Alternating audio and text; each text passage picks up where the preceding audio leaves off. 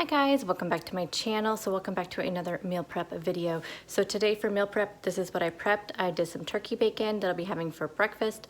I did some regular bacon that'll also be for breakfast or lunches.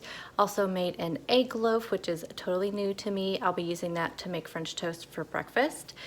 For lunch prep, I also prepped up some air fryer chicken tenders, which I just used my original chicken tenders recipe, and then I just made it keto friendly. So I will share that with you. For some dinner prep, I made some bacon jam we'll be having with some burgers through the week, and then also some marinara sauce that I'll be having with some meatballs. And then I'm also going to prep the meatballs, but I'm not going to show that in this video because I didn't get it all done before I was all done with the rest of the video. So you guys will see that in a what's for dinner video later in the week. I also grated up some cheese, diced up some white onion for a couple of dinners. I also cleaned and cut some celery for snacks, and then made some zoodles that'll go with my meatballs later in the week. So let's get into the video.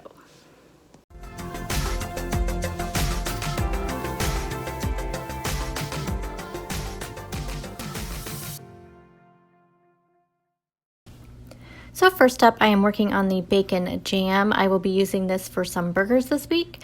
So this recipe comes from the Craveable Keto Cookbook, but it's also on her website, so I will have the recipe linked down below. So in my pot here, I have one package of bacon that I diced all up, and I'm going to go ahead and cook this until it is nice and crispy. So now that my bacon is done, I'm going to use my slotted spoon and remove the bacon pieces. I'm also going to remove about half of the bacon drippings from the pot. Now I'm going to add in a large sweet onion that I diced up or sliced up pretty thinly, 1 tablespoon of butter, and then also some cayenne pepper. So this recipe also calls for thyme sprigs, but I didn't have any, so I'm just going to omit that. Now I'm going to let this cook for about 20 to 25 minutes until the onions have caramelized. And now fast forward with the magic of video. Here you go, yummy caramelized onions. And I don't know about you, but I love the smell of onions that are cooking and get all nice and brown like this. So good. So now it's time to add the bacon back in, and I'm going to give that a good stir to get all the bacon all mixed in with the onions. Now the original recipe calls for cooking sherry. I didn't have any, but I know you can substitute apple cider vinegar for cooking sherry, so that's what I did. I'm adding 1 tablespoon of the apple cider vinegar to the mixture, along with 1 tablespoon of the golden Lakanto monk fruit sweetener. And I'm going to go ahead and let this cook for another 10 minutes or so just to get the apple cider vinegar and the sweetener all mixed in. And then I'm going to put that into a mason jar that I can have it later in the week for our burgers. So I'm pretty excited about this one, and I'll tell you guys, I did sneak a little taste, and yep, it's amazing, just like I thought it would be. So next I'm going to prep some marinara sauce that I'll be having with a dinner later in the week. So for those of you that have been watching me a while, have seen this recipe quite a few times. I didn't have to make any changes to it since it's already keto friendly. So in my pot here, I have some avocado oil. To that I'm adding in 1 whole onion that has been diced up pretty finely. And these need to caramelize for about 20 minutes before moving on to the next step. And this just adds a lot of flavor to your marinara sauce. So again, movie magic, onions are done. So the next step is to add in 1 heaping tablespoon of minced garlic. I like to wait to add in the garlic so it doesn't burn while the onions are cooking.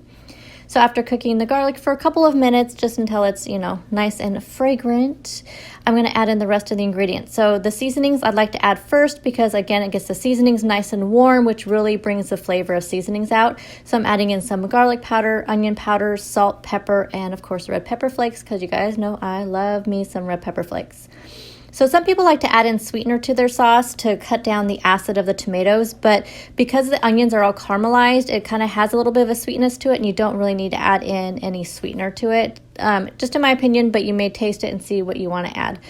So now what goes in lastly is a can of crushed tomatoes. If you like a chunkier marinara, then you can also add in a can of diced tomatoes, or only use diced tomatoes for this recipe, but I prefer crushed tomatoes.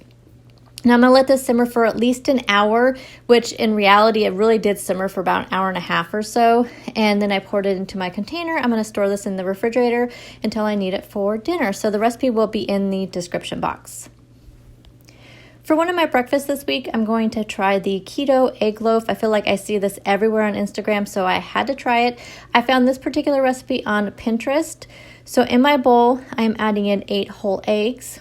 Going in next is 8 ounces of cream cheese, 4 tablespoons of butter, 6 tablespoons of coconut flour, 1 teaspoon of baking powder, and then some pumpkin pie spice because I still don't have any cinnamon, and 1 teaspoon of vanilla. So I'm also adding in 1/2 of a teaspoon of maple extract, which is not in the original recipe, but since I plan on using this for French toast, I think the maple extract will make a nice touch to this.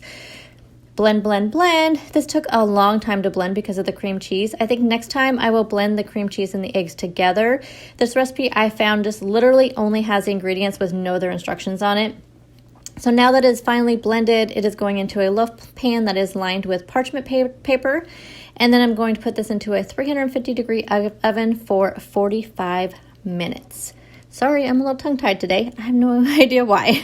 Be sure to watch my daily food vlogs this week to see how I turn this into yummy French toast. And I do know it's yummy because after I got done making this, my son came in and I went ahead and made him some French toast with it. And it came out really, really good. And I did taste a little bite and it is really yummy. So while the egg loaf is in the oven, I'm going to also do some basic prep I do every week, like cook up some turkey bacon, some regular bacon, grating up some cheese, chopping up some veggies, and while I had my humongous food processor out, I went ahead and ground up some pork rinds to use for the chicken tenders. So speaking of chicken tenders, that is what I'm going to work up next. So I'm going to be using these for lunches this week, and I'm using the same recipe I always use, but I made it more keto friendly. So I have my breading station all set up. In one bowl, I have some ground up pork rinds. Another bowl has 5 eggs, and then lastly I have some coconut flour. So the pork rinds are in place of panko that I usually use, and then coconut flour in place of regular flour. So for those of you that have been watching me a while know that when I bread something, I add spices to all the layers. So I'm adding in some onion salt, pepper, garlic powder, and of course red pepper flakes to each of my breading ingredients. And this just ensures that every layer has some flavor to them. It just adds a lot of flavor to your tenders. So I have 2 pounds of chicken tenders that I've been soaking in pickle juice overnight. The pickle juice just makes a really fantastic brine and makes your chicken really juicy and tender. So the first thing I need to do is dry the chicken off with some paper towels. You want it really dry before you put the breading on there. And then I'm going to first dip it into the coconut flour, and then into the egg, and then finally into the pork rinds.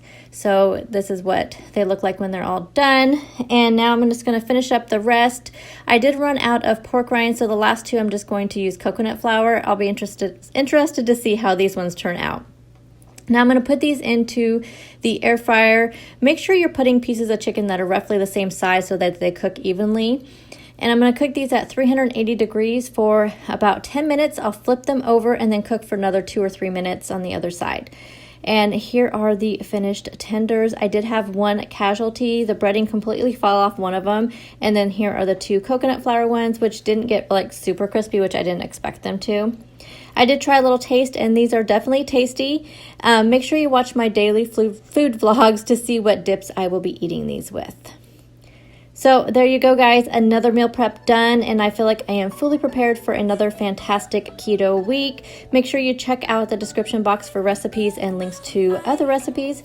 If you're not subscribed, please take a moment to do so and check out my other meal prep videos, and I'll see you guys in the next one. Bye, guys.